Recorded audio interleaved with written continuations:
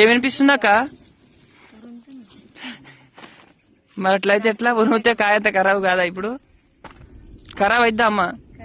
అవుతుంది అన్నిటి దేవుడే ఉండు. ఇప్పుడు ఎట్లున్నాయంటే వర్షాలు కూడా కోసే టైం కోసిరక్క ఆల్రెడీ.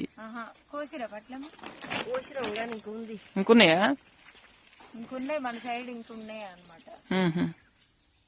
కోసే టైంలో వర్షం అంతా దేవుని కెరికే గంపంత కనబెట్టుకొని చూస్తూనే ఉంది నిజంగా. పూతవాడి పిందవాడి కాయ కోపిచ్చి ఇగో ఇట్లా రాసి పోసినాక వర్షం పడి పూలు మీద పడి అగో మాకైతే కట్టి పట్టుకొని పోతుంది. ఇది వాడుతుంది దాంట్లో చూసుకోక